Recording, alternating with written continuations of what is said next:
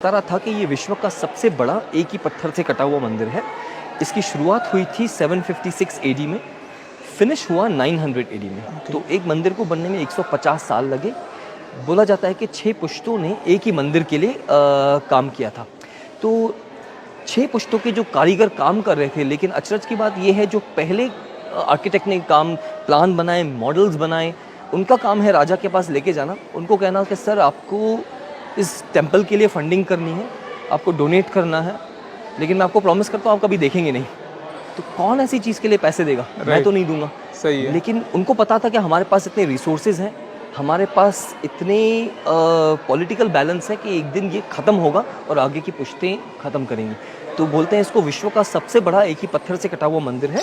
It's the largest cut out monolithic cave of the world. इसका local नाम मैंने आपको बताया कैलाश है जी। इस मंदिर का जो शेप दिया हुआ है वो रथ का शेप दिया हुआ है। अच्छा जी। तो हम लोग जब पीछे की तरफ जाएंगे आप देखेंगे जहाँ भगवान जी बैठते हैं, हाँ जी। इस कॉलम के पीछे का जो बाग है ये सारथी के लिए, ये ड्राइवर के लिए है। अच्छा जी। सामने की तरफ आप जो पैसेजेस देख रहे हैं ये योक्स हैं जो हम लोग नॉर्मली घोड़ों के ऊपर रखते हैं। अच्छा जी। लेकिन यहाँ पर 2 हाथी थे, खैर ये तो बचा नहीं है, उस तरफ का अच्छे कंडीशन में है। तो 2 हाथी थे, जब ये रथ चलेगा तो इसको उठा के आगे लेकर जाएंगे। ओके। तो राजा का जैसे रथ चल रहा है, तो अगर भगवान जी का रथ चल रहा है तो हर एक कंट्री, हर पॉलिटिकल पार्टी को अपने फ्लैग्स लगते हैं। तो यहाँ पर 2 फ्लैग पोस्ट हैं जिसको हम लोग ध्वज स्तंभ बोलते हैं। सिमेट्री के लिए एक इस तरफ है, एक उस तरफ है। अच्छा। इसकी हाइट है 56 फीट 17 मीटर्स। ये टेम्पल जो है 80 मीटर लंबा है, 51 मीटर चौड़ा है और 33 मीटर हाइट है इसकी। ओके। हाँ जी सर, इसको आप जैसे बता रहे थे बनाया गया था, हाँ जी, थोड़ा पता कैसे बनाया गया? Right sir. तो इसमें कैसा है कि जब उन्होंने शुरुआत की, आपको एक चीज़ ध्यान में रखनी है कि अगर आप आजकल कोई घर बना रहे हैं, हाँ जी, तो सबसे पहले आप आर्किटेक्ट के पास चले जाइए, आप उसको पूछिए कि मुझे घर बनाना है। आपसे आर्किटेक्ट ये पूछेगा कि आपके पास जगह कितनी है। विच मीन्स कोई भी चीज़ स्टार्ट करने से पहले आपको स्पेस की ज़रूरत है, आपको ये कंसेप्ट समझना है स्पेस का। यहाँ जब शुरुआत हुई तो स्पेस तो है ही नहीं, ये तो पूरा एक अखंड पत्थर है। हाँ जी। तो जब उन्होंने शुरुआत की, सबसे पहले ऑर्डर किया इसके ऊपर से आप पेड़ काट दीजिए। अच्छा जी। फिर उसके बाद ये जो आपको वर्टिकल ट्रेंचेस दिख रहे हैं तो ये क्रिएट किए गए और बीच का पत्थर हर तरफ से अलग कर दिया गया। ओके। हो सकता है 12 से 14 साल लगे हों इस बीच का पत्थर अलग करने में, जहाँ से 2 लाख टन पत्थर बाहर निकाला गया। उसके बाद फिर इसकी कार्विंग शुरू हुई। 756 में जब इसकी शुरुआत हुई तो वो उस स्टेज पे रहे होंगे जहाँ ऊपर की तरफ है, जहाँ क्योंकि मंदिर की दिख शुरुआत रहा है ऊपर से हुई थी। हाँ जी। फिर नीचे उन्होंने ख़त्म किया, तो जहाँ हम लोग खड़े हैं जी। ये आखिरी का भाग है। ओके। तो नॉर्मल क्या होता है आर्किटेक्चर, हम लोग अगर घर बनाते हैं आप नीचे से ऊपर जाते हैं, यहाँ पर ऊपर से नीचे आए और पीछे से सामने की तरफ आए, क्योंकि मंदिर का स्लोप जो है वो इस तरफ से है। ओके। इंटरेस्टिंग है कि भाई नॉर्मली हिंदू टेम्पल्स जो होते हैं उसका जो फेस होता है वो पूरब की तरफ होना चाहिए, लेकिन यहाँ पर जो रॉक फॉल है वो वेस्ट की तरफ है, तो इसीलिए सारे के सारे केव्स एलोरा में वेस्ट फेसिंग केव्स हैं। नाउ इंटरेस्टिंगली रामायण जो हुई थी वो साउथ में हुई है, महाभारत हुई है नॉर्थ में। आप यहाँ सेंटर में है, मंदिर का जो साउथ साइड है, दक्षिण का जो भाग है वो रामायण को दिया हुआ है। ये जो पूरा पैनल है वो रामायण है। तो लॉजिक देखिए उनके हिसाब से कि आपको साउथ साइड में रामायण रखनी है, नॉर्थ साइड में महाभारत रखनी है। अब थोड़ा सा इस तरफ से आके देखेंगे तो आपको पूरा पैनल दिख जाएगा। सर रामायण में सबसे पहले रो की बात कर रहा हूँ, आप देखिए राइट साइड में 2 लोग बैठे हुए हैं। अगर आप जूम करेंगे तो आपको अच्छे से दिखेगा। 2 लोग बैठे हुए हैं, उनके सामने एक आदमी झुक के नमस्कार कर रहा है। हाँ जी। तो जो झुक रहे हैं वो राम हैं, अपने पिता से आज्ञा ले रहे हैं बनवास जाने से पहले वो जाते हैं हाथी पे, फिर घोड़ों पे, फिर पैदल, फिर सिटी की गेट आती है। आखिरी में देखिए नाव है, कैवट, जहाँ शरयू नदी खत्म होती है वहाँ से उनका बनवास शुरू होता है।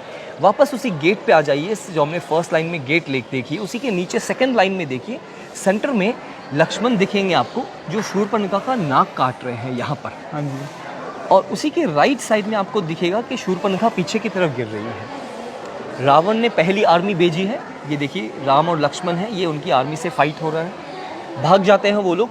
थर्ड लाइन में आप देखेंगे राइट साइड में राम लक्ष्मण सीता बैठे हुए हैं, सीता को मरीच दिखता है जो गोल्डन डियर है।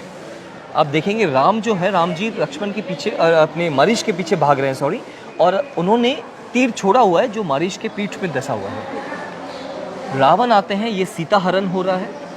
आर्टिस्ट बताना चाहता है कि वो पुष्पक विमान है, तो आप उसके पहिए देखिए ज़मीन को टच नहीं कर रहे हैं, वो हवा में है। आप चौथी लाइन में देखेंगे राइट साइड में सारे के सारे वानर हाथ जोड़ के खड़े हैं, हम आपको सीता माँ को ढूंढने में आपकी मदद करेंगे। हाँ जी। आप थोड़ा सा नज़दीक आके देखेंगे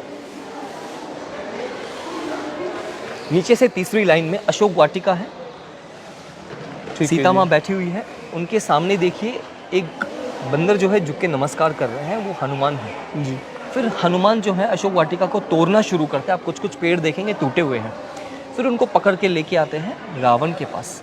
अब रावण देखेंगे, रावण तो बैठे हैं लेकिन हनुमान जी को जगह नहीं दी गई बैठने की, तो हनुमान जी ने अपने पूंछ से अपनी सीट बनाई है। हाँ जी। और आप रावण का चेहरा देखिए, वो हनुमान जी को ऊपर की तरफ देख रहे हैं, उसको बताने के लिए कि तुम्हें पता नहीं है तुमको कि राजा को कैसे चलना चाहिए। सेकेंड लास्ट लाइन में आप देखेंगे सारे के सारे वानर जो है वो ब्रिज बना रहे हैं, आखिरी में समंदर की लहरें हैं, और लास्ट लाइन में राम और रावण का फाइट है। ओके। तो 1200 साल पहले पूरी की पूरी रामायण तैयार थी।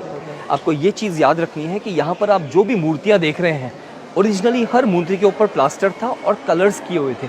तो हमने जैसे वहाँ लक्ष्मी जी देखे, यहाँ जहाँ जो भी आप फिगर्स देख रहे हैं, तो इन फिगर्स के ऊपर प्लास्टर था और कलर्स किए हुए थे। ओके। लेकिन पानी से, हवा से कलर्स बचे नहीं हैं। हालांकि एलोरा का ये सबसे मुख्य गुफा थी, इसको 3 बारी पेंट हुआ। सबसे पहले 10वीं शताब्दी में जब ये फिनिश हुआ था, दूसरी बारी हुआ था 12वीं शताब्दी में, आखिरी बारी करवाया था इंदौर की महारानी अहिल्याबाई होलकर ने। तो अगर आप ऊपर की तरफ देखेंगे, यहाँ पर कुछ कुछ जगह पे आपको प्लास्टर और कलर्स दिखेंगे। हाँ जी, तो ये white 18वीं कलर में। शताब्दी के हैं, ये अहिल्याबाई होलकर के समय के हैं। लेकिन जब हम लोग अंदर जाएंगे बाद में, तो मैं आपको दिखा पाऊंगा कि 10वीं शताब्दी की पेंटिंग्स भी बहुत ब्यूटीफुल है। अच्छा जी। आइए। यहाँ पर आपको जो एनिमल्स दिख रहे हैं ज़्यादातर हाथी हैं, अच्छा जी। सिंह है। हाथी सिंबलाइज करता है इंडियन आर्ट में प्रॉस्पेरिटी का। सिंह जो है पॉलिटिकल पावर का। देखिए जहाँ राजा बैठता है उस जगह को हम लोग सिंहासन बोलते हैं, वो सिंह का आसन है। तो पॉलिटिकली स्टेबल आपको राजा चाहिए और पैसा चाहिए, तब जाके ऐसी चीज़ें बनती हैं। तो यहाँ पर आपको सिंह और हाथी है। कुछ कुछ और भी हम लोग आगे दानव देखेंगे आगे चल के, तो उस तरफ से है सर। आइए, यहाँ पर एक बहुत ही इंटरेस्टिंग पैनल है, उस तरफ से मैं आपको दिखा देता हूँ सर। रामायण से पहले की बात है, रावण की इच्छा थी कि अपने सौतेले भाई कुबेर के ऊपर उसको जीत हासिल करनी है। तो रावण जाते हैं, कुबेर के ऊपर जीत हासिल करते हैं, पुष्पक विमान लेके वापस आ रहे हैं। अब शिव भक्त तो है ही। अब देखिए 10 सर जो है सिंबॉलिक होते हैं इंटेलेक्चुअल सुपीरियरिटी का, 20 हाथ हैं पावरफुल है। तो अब पैसे आ गए, तो ये जो कॉम्बिनेशन है इसमें ईगो आता है। रावण को लगता है मैं इतना पावरफुल हूँ, रास्ते में कैलाश पर्वत आ गया है, मैं शिव जी को कैलाश पर्वत के साथ उठा के लंका ले जाऊंगा। ओके। तो ये आपको आर्टिस्ट बताना चाहते हैं कि यहाँ पर रावण जो है कैलाश पर्वत के नीचे गए हुए हैं और वो कैलाश पर्वत उठाने की कोशिश कर रहे हैं। अब आर्टिस्ट देखिए, आपको घर में कुछ स्टूल भी उठाना है तो आप उसको पीछे से नहीं उठाते, आप सामने से उठाते हैं। हाँ जी। अगर आप ये पैनल सामने देखेंगे यहाँ सर, तो ये मत सोचिए कि इस रावण का फ्रंट हमारी तरफ है, उसके पीठ है हमारी तरफ, लेकिन आर्टिस्ट ने उसके सर पूरे गोल बनाए हैं। अच्छा। आप ध्यान से देखिए, वो पैर एकदम कसा हुआ है। हाँ और जी। पूरे अपनी ताकत से, पूरे अपने हाथों से या बाजुओं से कैलाश पर्वत को उठाने की कोशिश कर रहे हैं। राइट। अब उठा तो नहीं पाए, लेकिन आप अगर ऊपर देखेंगे, शिव और पार्वती बैठे हुए हैं, कैलाश पर्वत सब हिलने लगा क्योंकि ताकत तो है। अब पार्वती देखिए, ये वाले फिगर की बात कर रहा हूँ, उनकी बॉडी, पैर यहाँ पर है, लेकिन आर्टिस्ट ने उनकी बॉडी को ऐसे बताया कि वो पीछे की तरफ गिर रही है। पति का हाथ पकड़ लिया, उनकी दासी जो है राइट साइड में भाग के जा रही है, उनकी पीठ हमारी तरफ है। शिव जी का एक राइट हैंड देख लीजिए, ऐसे जा रहा हाँ है। जी। इसे हम कहते हैं विस्मय मुद्रा। विस्मय सरप्राइज, अरे क्या हो रहा है, सब हिल क्यों रहा है अचानक से। तो शिव जी को फिर समझ में आता है कि अरे ये तो रावण है और कैलाश पर्वत उठाने की कोशिश कर रहा है। शिव जी अपने दाहिने पैर के बड़े अंगूठे से पहाड़ को नीचे दबाते हैं, पैर से नहीं दबाते, सिर्फ एक अंगूठे से दबाते हैं। आप थोड़ा सा नजदीक आके देखेंगे। हाँ जी। अब शिव जी का पैर देखिए, और अगर आप ध्यान से देखेंगे तो उनका बड़ा बड़ा जो अंगूठा है, वो आर्टिस्ट ने बताया है कि वो मुड़ा हुआ है क्योंकि ऊपर से दबा रहे हैं। अब आप रावण का चेहरा देखिए, रावण की जो आंखें हैं फटी हुई हैं, दांत कस गए हैं। हालांकि खंडित मूर्ति है, लेकिन फिर भी आपको उसके एक्सप्रेशंस दिखाई दे रहे हैं कि ऊपर से प्रेशर आ गया। आप थोड़ा सा यहाँ से आके देखेंगे तो उनकी आप पीठ देखिए, बेंड हो रही है। राइट। डर गए कि पीठ टूट सकती है, तो इस हाथ से अपनी थाई पे सपोर्ट कर रहे हैं, हाँ जी। उस हाथ से अपनी आर्म को सपोर्ट कर रहे हैं, इस हाथ से पहाड़ को ऊपर ढकेलने की कोशिश कर रहे हैं। अब निकल नहीं पा रहे हैं, सालों साल बोलते हैं यहीं दबे रहे। फिर समझ में आया बाहर कैसे निकला जाए, और इस समय बनता है शिव तांडव स्तोत्रम। तो जब शिव तांडव स्तोत्रम की रचना करते हैं, शिव और पार्वती खुश होते हैं और जाने देते हैं। हालांकि कहानी तो काफ़ी उसके आगे लंबी है, लेकिन शिव तांडव स्तोत्रम है। ओके।